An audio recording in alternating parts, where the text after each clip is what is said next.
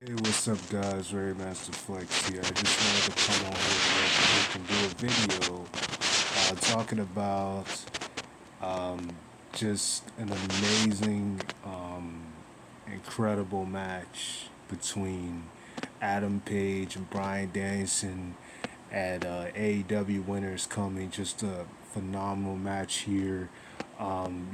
This match had been anticipated ever since Bryan Danielson won the Eliminator uh, tournament to become the number one contender against whoever ended up at the end of Full Gear with the world title, whether that been Kenny retaining or Adam Page winning the belt, and ended up being Adam Page winning the belt. And they had been building this quite nicely, with Bryan Danielson submitting his heel turn the next night after Full Gear, basically telling Adam that he didn't think that Adam was worthy of he didn't think that he told Adam that he was more looking forward to facing Kenny again. He thought he'd face Kenny again and not Adam. And then Adam made the point that he beat Kenny and he did it less than 30 minutes. And in this match right here, we've seen that this match went even longer than that. This match went, a whole hour. And there's just so many different spots to count in this match. And it ended in a draw, So personally, I have mixed feelings about that, but I'll get into that a little bit later. But overall, the match was amazing. Bryan Danielson has just had some incredible matches since he's been in AEW. Ever since he's come to AEW, he's just had some really good matches. He's previously the past 3 to 4 weeks, he's faced off against members of the Dark Order, and one by one he's laid them out.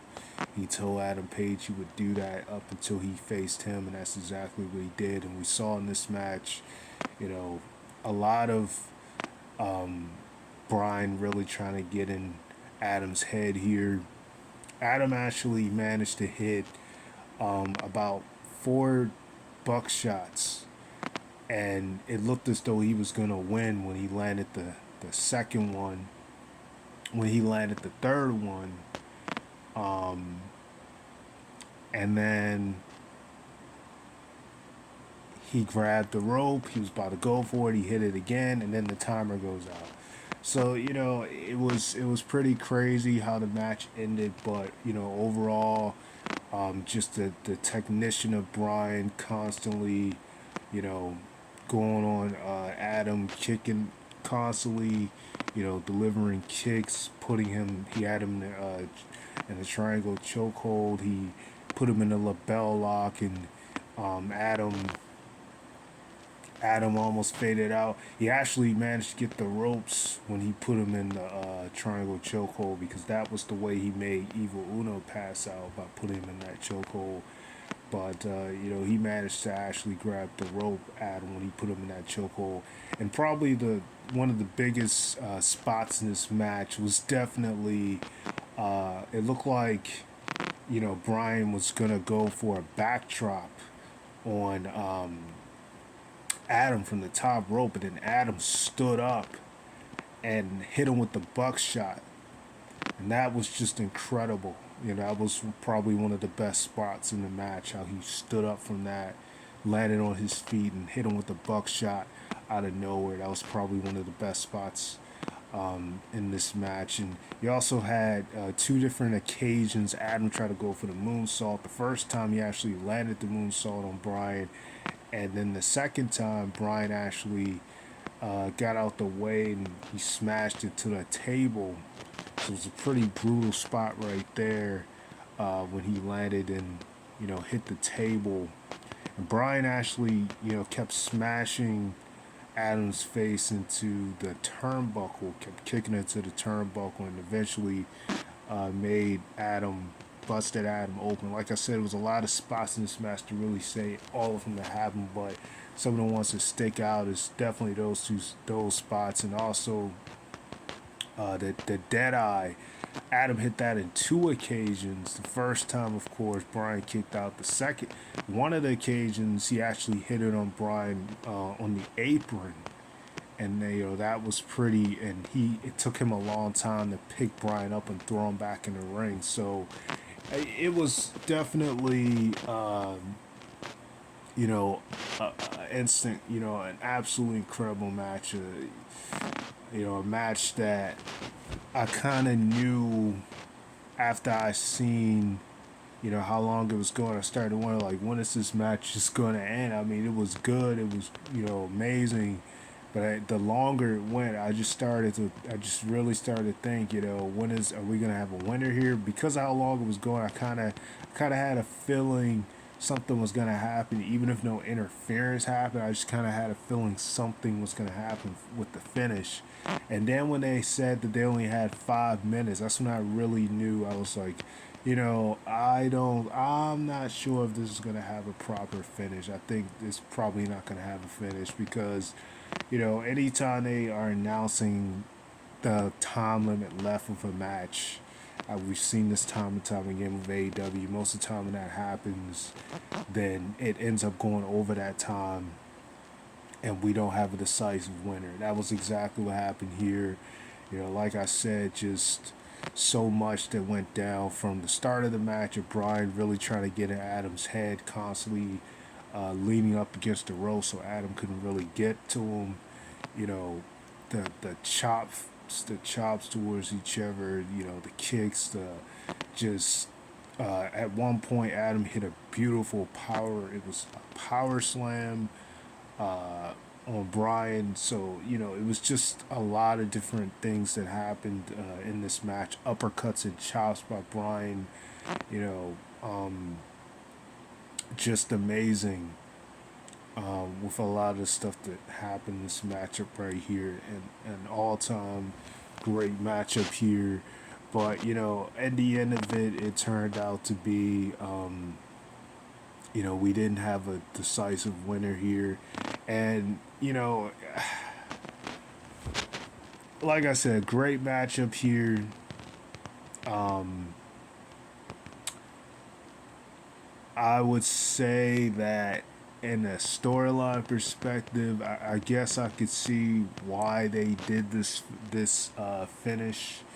I guess you can argue the fact that, well, this was set up for a rematch where Adam could make the point that I almost had you beat.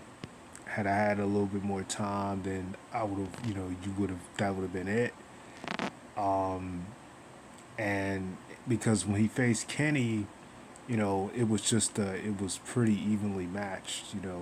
They were just going back and forth constantly until the time went out. Nobody looked like they were about to lose in that match when he went against Kenny, his first match when they went to a draw. But in this match, it was clear that when Adam hit that second buckshot after he hit him with the first one, he was going for that last one. It was clear. Had he pinned Bryan, that would have been it. So, maybe a no time limit match, maybe a 2 out of 3 falls. There's so many speculations of maybe, I've heard some people, was looking at the comments from the Dynamite upload when it got posted. Some were saying that maybe they might be going for a triple threat with Kenny involved, uh, with him facing both world champions and both matches and then in a draw.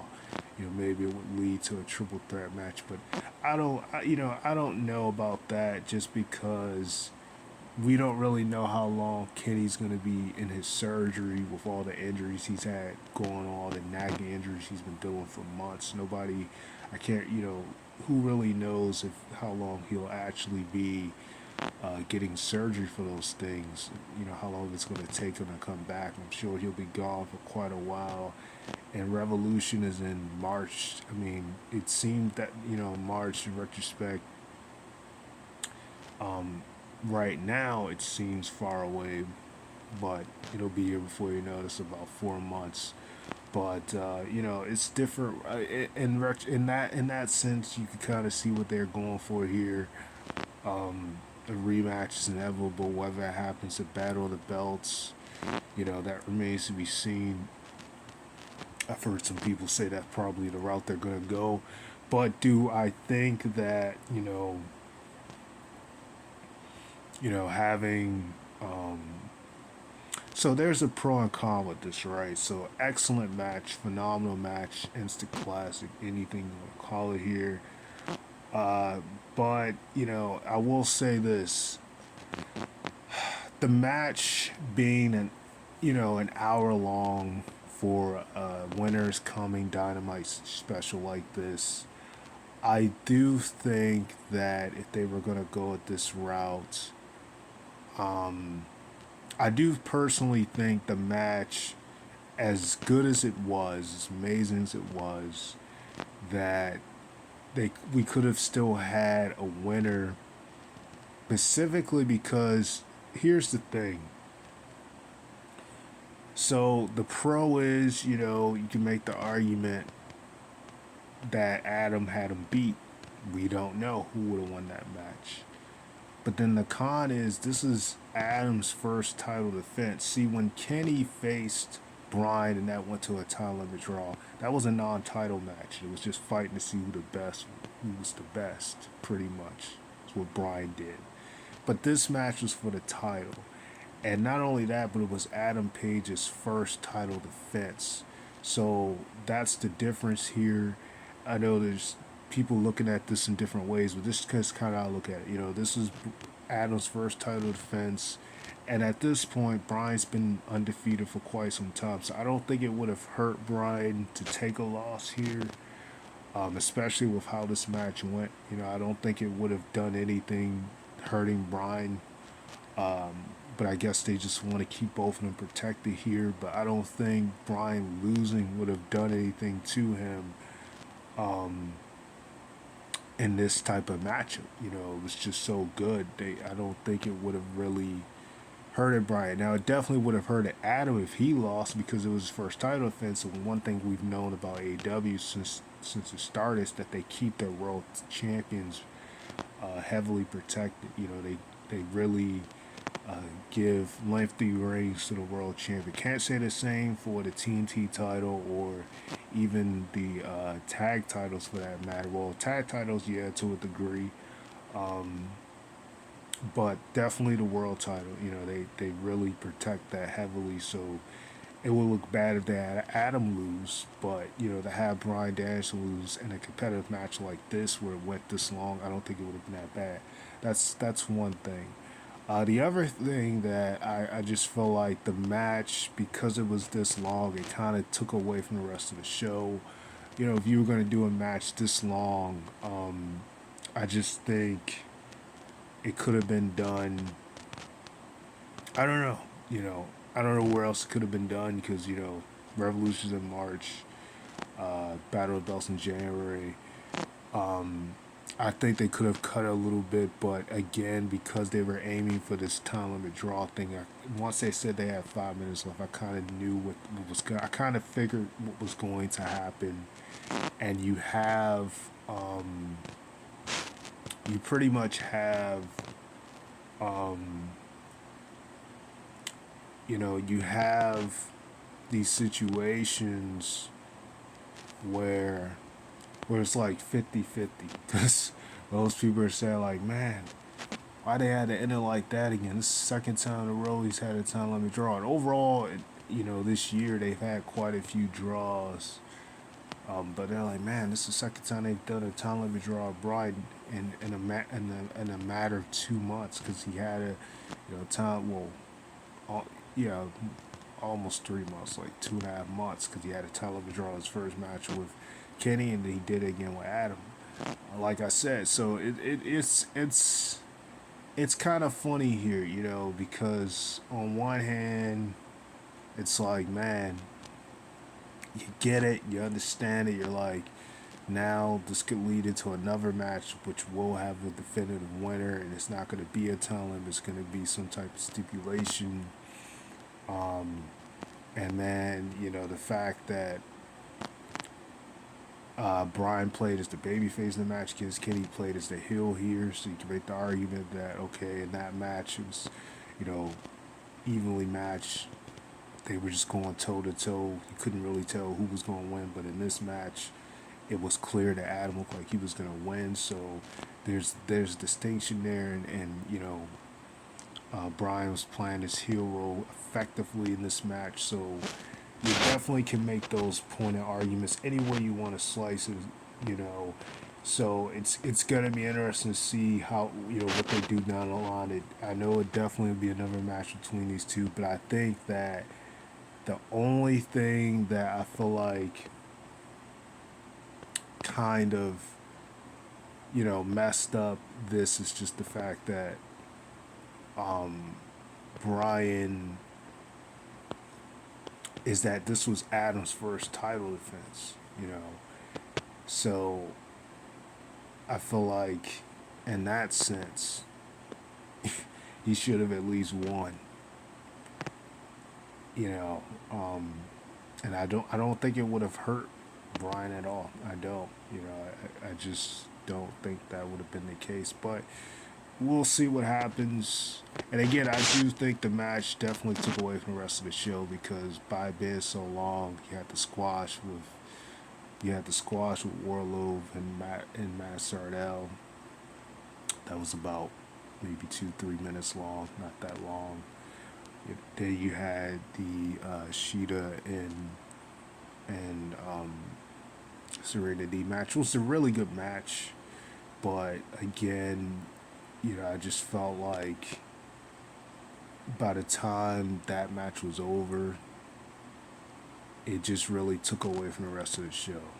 I just, you know, that match, even the MJF and Dante Martin match was really good. MJF managed to keep his diamond ring, which I really thought CM Punk was going to screw him, but that did not happen. Instead, Ricky Starks was the one who screwed Dante Martin off for eliminating him last week. So that's what we seen, and then in the end, Sting and Darby Allin comes out and attacks him and FTR, MJF and FTR. So I don't know, you know, just pretty interesting. And but mainly here, I just wanted to come and talk about the main event, phenomenal matchup here. Would I ever go back and rewatch the whole thing? Probably not. Not because I don't, you know, not because I don't think the match is great. I do, trust me, but I just can't, you know, me just sitting and watching long matches like that again is, I just can't watch anything long like that again.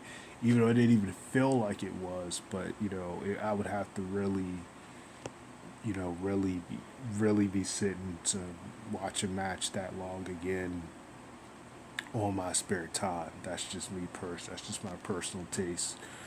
But again, you know, really good matchup here. So that's pretty much it, guys. Start off with Master Flex.